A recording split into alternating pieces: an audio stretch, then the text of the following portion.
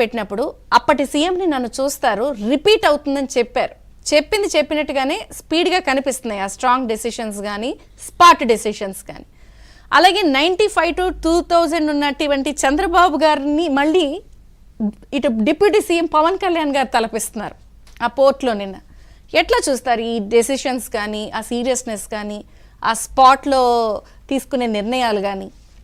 అంటే బహుశా పవన్ కళ్యాణ్ గారే సీఎం గారికి చెప్పుంటారు, ఏమని మీరు వద్దులేండి నేను చూపిస్తాను 95 సీఎంని అంటూ ఈరోజు ఈ రైస్ మాఫియా భరతం పట్టడం. ఎందుకంటే ఆయన మొన్న ఢిల్లీ పర్యటన, మోడీ అమిత్ షాతో ఆయన భేటీలు, వరుసపెట్టి కేంద్ర మంత్రులతో, ఆయన మంత్రిత్వ శాఖలతో చర్చలు, ఇది బయటికి వదిలిన ప్రెస్ రిలీజ్. అంటే అసలు లోపల అజెండా ఇదేనా?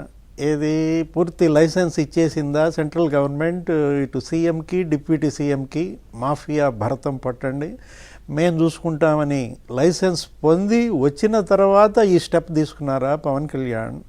ఎందుకంటే ఇవాళ మనం చూసాం, ఒకే ఒక రోజు నిన్న ల్యాండ్ మాఫియా పైన సీఎం ఏది మీరు రెవెన్యూ శాఖలో చాలా సీరియస్ అయ్యారు ఆయన. ఏది వాళ్ళ సమీక్షలో కూడా 13 లక్షల ఎకరాలు దగ్గర ఫ్రీ హోల్డ్ పెట్టడము, దానిలో 4 లక్షల ఎకరాలు ఆల్రెడీ అసైన్డ్ వాళ్ళవి గుర్తించటము, 25,000 ఎకరాలు రిజిస్ట్రేషన్ కూడా అయిపోయిన దీంట్లో.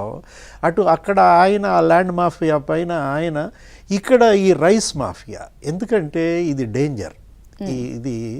ఇది గతం నుంచి మనం చూసాం. ఎన్నికల ప్రచారంలో కూడా పవన్ కళ్యాణ్ 15,000 కోట్ల ద్వారంపూడి చంద్రశేఖర్ రెడ్డి మాఫియా సంపద పైన ఆయన ధ్వజమెత్తాడు.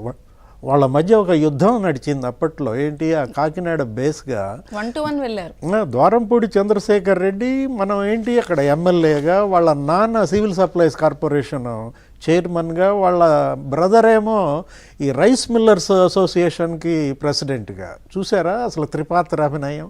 అంటే ముప్పేట దోపిడీ అనమాట.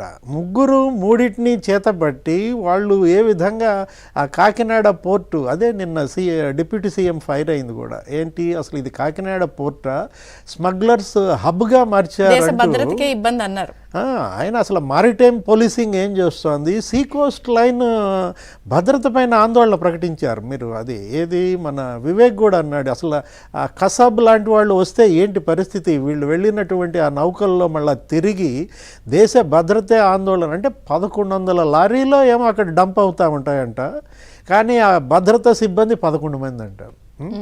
అంటే అసలు ఎలా అక్కడ ఏం జరుగుతోంది? ఇప్పుడు దీనిపైన ఇవాళ ఉక్కు పాదం. ఇప్పుడు మొన్న మనం చూసాం ఎన్నికల తీర్పు, పవన్ కళ్యాణ్ ఇచ్చినటువంటి నినాదం మొత్తం కనెక్ట్ అయింది. ఏది ప్రజలందరి గుండెకి అది చేరింది. ఏది వైసీపీ విముక్త ఆంధ్రప్రదేశ్ అన్నాడు, hello AP by by YCP అన్నాడు. అట్లాగే ప్రజలు స్పందించారు. ఏది ఇవాళ వైసీపీ విముక్త ఆంధ్రప్రదేశ్ ఏర్పడింది. సరే, వైసీపీ విముక్త అసెంబ్లీ వాళ్లే చేశారు. ఏది 11 మందిని గెలిపించినా కూడా వెళ్లకుండా ఇవాళ మాఫియా విముక్త ఆంధ్రప్రదేశ్ రావాలి. ఎందుకంటే వీళ్ళంతా మాఫియా బాధితులు అన్నమాట. ల్యాండ్ మాఫియా, లేకపోతే sand mafia, mine mafia, wine mafia, ఇట్లా 4 రకాల మాఫియాలు రాజశేఖర రెడ్డి పరిపాలనలో కూడా మనం విన్నాం. కానీ ఇది ఏంటిది, ఈ రైస్ మాఫియా. ఇప్పుడు ఈ డ్రగ్స్ మాఫియా, ఈ గంజాయి మాఫియా, ఇంకా అసలు అతను నవరత్నాలు కాదు జగన్మోహన్ రెడ్డి ఇచ్చింది, ఈ నవ మాఫియాలని పెంచి పోషించి జనం మీదకు వదిలేరనమాట. మీరు ఇంట్రోలో ఏదో చెప్పారు, ఏంటి ఇది గజం, ఇది మద గజం. ఏది ప్రభుత్వ పాలన అనేది ఇవాళ గజారోహణం అనుకుంటాం, ఏది ముఖ్యమంత్రి సీటు మీద కూర్చోగానే. ఇవాళ ఈ మావటి, ఇది 14 ఏళ్ళ అనుభవం ఉన్న మావటి. మనకి ఇవాళ ముఖ్యమంత్రిగా ఉన్నటువంటి చంద్రబాబు, ఆయన పూర్తి అనుభవం ఉన్నటువంటి వ్యక్తి. ఇవాళ మావటి బాబు చేతిలో అంకుశమా? ఎవరు? పవన్ కళ్యాణ్. ఎందుకంటే ఇవాళ పొడిచాడు ఒక పోటు. మన మామూలుగా రైస్ మాఫియా ఒక దెబ్బకు మరి జల్దరిచ్చి ఉండాల. అది ఒక డీప్ నెట్వర్క్ అన్నాడు. ఏది గ్రామ స్థాయి నుంచి పేదలకు ఇచ్చిన బియ్యం అమ్మ అది. ఏది 43 రూపాయలు పెట్టి ప్రభుత్వం కొంటే అతను దగ్గర మళ్ళీ 10 రూపాయలు కొనేస్తున్నారు.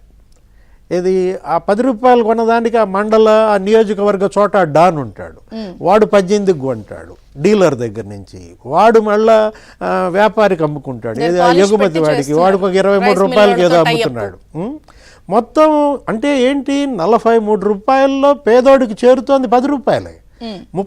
రూపాయలు అక్కడ వీళ్ళు మేసేస్తోంది ఈ మాఫియా. దాన్ని ఏం చేస్తున్నారు, అసలు 70 రూపాయలకి విదేశాలకు అమ్ముతున్నారట.